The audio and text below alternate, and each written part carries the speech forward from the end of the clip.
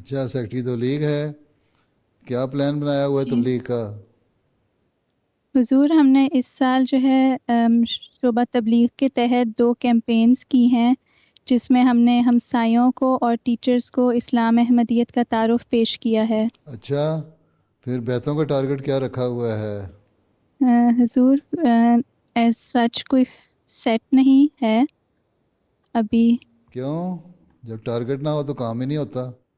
Target رکھیں گی تو پھر ہی ہے نا، اب یہ ٹارگٹ رکھیں گے ہم نے 1 سال میں 50 بیتیں کرانی ہیں، تو پھر تو آپ کام کریں جی گے اس کو حاصل کرنے کے لیے۔ تو جب اگر صرف اس لیے بیٹھی ہوں گے جو مل گیا الحمدللہ ہیں، جس نے کوشش نہیں کرنی تو پھر تو فائدہ کوئی نہیں۔ جی جی حضور۔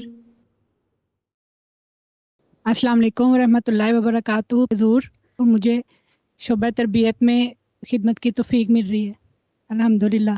اچھا، ماشاءاللہ، کمال کر دیا آپ نے۔ کتنی تربیت کر لی ہے آپ نے لجنہ کی؟ حضور کوشش کر رہی ہوں، آپ دعا کریں۔ اگر آپ کی عاملہ جو ہے ہر لیول پہ، نیشنل لیول پہ اور مقامی لیول پہ ایکٹیو ہو تربیت میں، تو 48-49% کی تربیت تو ہو گئی۔ اور اگر عاملہ ممبر ہے، ایکٹیو ہے 50%، ٹوٹل تنظیم کی 50% عاملہ ممبر آتے ہیں، اگر وہ ایکٹیو ہیں تو اس کا مطلب باقی کو تو ایک ایک ان کے حصے میں آتی ہے، تو اس کی بھی تربیت کر سکتی ہیں۔ تو یہاں تو تربیت بڑی آسان ہے آپ کے یہاں، تو مشکل مسئلہ ہی کوئی نہیں۔ عاملہ کو ٹھیک کر لیں تو باقی 100% ہو جائے گی حاضری آپ کی۔ جی حضور، میں ہر ماہ جائزہ فارم سے ان کو یاد دہانی کرواتی ہوں۔ پہلے اپنی عاملہ سے شروع کریں نا، پہلے عاملہ کو تیز کر لیں تو باقی لوگ خود ہی تیز ہو جائیں گے۔ عاملہ 5 نمازیں پڑھنے والی ہو، عاملہ باقاعدہ تلاوت کرنے والی ہو، عاملہ کا پردہ صحیح ہو، عاملہ کا لباس صحیح ہو، عاملہ کے اخلاق صحیح ہوں، غصہ کم آنے والی ہوں، ٹھیک ہے، تو پھر باقی خود ہی ٹھیک ہو جائیں گے ساری۔ السلام علیکم ورحمۃ اللہ وبرکاتہ حضور۔ وعلیکم السلام ورحمۃ اللہ۔ خاکسار کو سیکٹری امور طالبات خدمت کی توفیق مل رہی ہے۔ اچھا، آپ خود بھی پڑھتی ہیں؟ جی حضور۔ کیا پڑھ رہی ہیں؟ حضور میں ماسٹرز کر رہی ہوں protein science and bio technology میں۔ بایو ٹیکنالوجی میں؟ جی حضور۔ اچھا، پھر کتنی طالبات ہیں جو یونیورسٹی گوئنگ ہیں؟ حضور ٹوٹل جو اسٹوڈنٹس ہیں وہ 18 ہیں، ان میں سے مختلف پروگرامز میں تعلیم حاصل کر رہی ہیں جو۔ اچھا، ماشاءاللہ، پی ایچ ڈی کتنی کر رہی ہیں؟ حضور 3۔ اچھا، کمال ہو گیا۔ کس فیلڈ میں؟ حضور ایک کیمیکل انجینئرنگ میں کر رہی ہیں، ایک کی بایو انفارمیٹکس میں ہے اور ایک کی ہیومن ریسورسز میں ہے۔ اچھا، بڑی ہوشیار ہیں آپ کی لڑکیاں۔ حضور سے دعا کی درخواست ہے، اللہ تعالیٰ بہتر رنگ میں خدمت کی توفیق دے۔ اچھا، اللہ تعالیٰ فضل کر دے۔ Next. Towards the end of the meeting, the AMLA members had the opportunity to ask questions. حضور، آپ نے حال میں ہی ایک ملاقات میں فرمایا تھا کہ اگر لجنہ بھی باقی تنظیموں کے ساتھ اسلام کا پیغام پہنچائیں تو پیغام جلدی سب تک پہنچ سکتا ہے۔ حضور، میرا سوال ہے کہ مرد بروشر ڈسٹریبیوشن کے لیے باہر جا کر ڈسٹریبیوٹ کر لیتے ہیں، اس میں لجنہ کس طرح شامل ہو سکتی ہیں؟ کیوں، لجنہ کو کیا تکلیف ہے نہ کرنے کی؟ آپ بازار جاتی ہو، سودا لے کے آتی ہو، گروسری خریدتی ہو، سارا دن پھرتی ہو، سیریں کرتی ہو، پارکوں میں جاتی ہو، ہیں ناصرات کے ساتھ لے کے جاؤ، اسکول بھی جاتی ہیں تو دو 3 کا گروپ بنا کے جائیں اور بروشر تقسیم کریں، یا جو واقفیت پیدا کریں زیادہ سے زیادہ عورتوں کے ساتھ، عورتوں کو تبلیغ کریں، تو اس میں کیا حرج ہے؟ جی حضور۔ اگر عورتیں جنگوں میں حصہ لے سکتی تھیں پرانے زمانے میں تو آپ بروشر کیوں نہیں تقسیم کر سکتی؟ کل ہی میں نے بتایا جنگ میں حصہ لیتی تھیں عورتیں۔ جی حضور۔ ٹھیک ہے، اس زمانے کی جنگ یہی ہے نا، تبلیغ کرنا، تو تبلیغ کرو۔ ٹھیک ہے۔ اس وقت تو صرف یہی ہے نا کہ لٹریچر دو تقسیم کرو، زیادہ سے زیادہ یہ ہے کہ اکیلی نہ جائیں، 2-3 کا گروپ بنا کے جائیں، ایک آدھ ناصرات بیچ میں ہو تاکہ ان کی بھی ٹریننگ ہو جائے۔ ٹھیک ہے۔ پھر اس کے علاوہ عورتوں میں سے تعلقات پیدا کریں، عورتوں میں تبلیغ کریں زیادہ سے زیادہ۔ ٹھیک ہے؟ ٹھیک ہے۔ جی حضور، میرا سوال ہے کہ نوجوان بچیاں، خاص کر چھوٹی بچیاں، اکثر اپنے لباس کو لے کر احساس کمتری میں مبتلا ہو جاتی ہیں، حضور آپ نصیحت فرمائیں کہ کیسے بچوں میں پردہ اور اپنے کلچر کے لباس کی محبت اور کانفیڈنس پیدا کیا جائے؟ بات یہ ہے، مذہب دین جو ہے وہ اولیت ہے. لباس چاہے کوئی بھی ہو، کسی بھی قسم کا ہو، لیکن حیا دار لباس ہونا چاہیے. قرآن کریم میں یہ نہیں لکھا کہ تم نے شلوار قمیض پہننی ہے یا لمبا چوگا پہننا ہے. قرآن کریم کہتا ہے کہ حیا دار لباس ہونا چاہیے تمہارا. تمہارے جو عورت کا جو زینت ہے وہ نظر نہیں آنی چاہیے. ٹھیک ہے، تو یہ لڑکیوں میں تربیت کا شعبے کا کام ہے، ناصرات کے شعبے کا کام ہے کہ بچپن سے ہی پیدا کریں یہ، اور ماں باپ کا بھی کام ہے.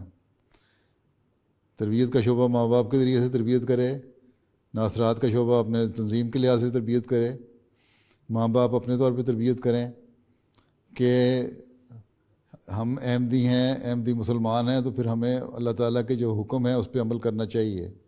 اور اللہ تعالیٰ یہ کہتا ہے کہ حیا دار لباس پہنو. وہ بعض مسلمان ہیں، بعض عرب بھی میں نے دیکھا ہے غیر احمدی جو ہے وہ جین اور بلاؤز پہن کے اوپر حجاب لے لیتی ہیں اور سمجھتی ہیں کہ ہم نے بڑا پردہ کر لیا. اس پردے کا تو فائدہ کوئی نہیں جبکہ اس کا لباس ننگا ہے. لباس سے ساری زینت ظاہر ہو رہی ہوتی ہے.